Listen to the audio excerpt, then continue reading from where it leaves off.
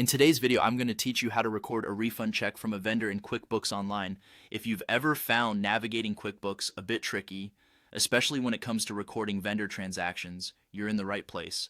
We're going to break it down into simple, easy to follow steps that will make sure your accounting records stay accurate and up to date. First things first, make sure you're logged into your QuickBooks Online account. Once you're in, the first action we'll take is to record a vendor credit. Start by hovering your mouse over the plus icon located on the left side of the screen. This is where you'll find all the key management functionalities. Click on Vendor Credit.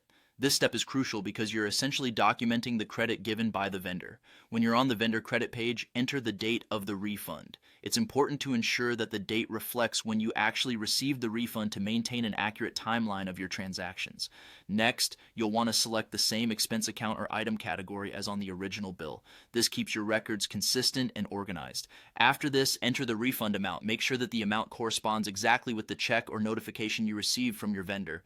Now click Save and Close. This action tracks the refund as a credit owed by the vendor and keeps a precise audit trail. With the vendor credit recorded, let's move on to recording the refund deposit. Once again, hover your mouse over the plus icon where you'll choose Bank Deposit. Here you need to enter the vendor's name in the Received From field to properly link the transaction. Next, make sure to select Accounts Payable for the account. This step is vital because it links the deposit back to your vendor's balance, tying everything neatly together.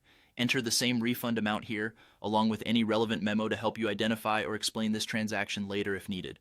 Finally, click on Save and New. This ensures the cash inflow is properly recorded and matches with your bank statement, which is essential for accurate account reconciliation. Now let's apply the vendor credit to the deposit. Click on My Apps and then navigate to Expenses and Bills. Go ahead and click Bills, then Pay Bills. This is where you will find all the outstanding bills and credits related to your vendors. Once here, click New Bill and follow up by clicking Set Credits. Here you apply the vendor credit you initially created. Finally, confirm and complete the payment to fully clear the vendor's balance. By combining these steps, you make sure that the refund deposit is effectively linked with the vendor credit. This process keeps your accounts payable accurate and prevents any potential unreconciled transactions. And that's it. You've successfully recorded a refund check from a vendor in QuickBooks Online. Feel free to revisit any steps if you need further clarification, and thank you for tuning in.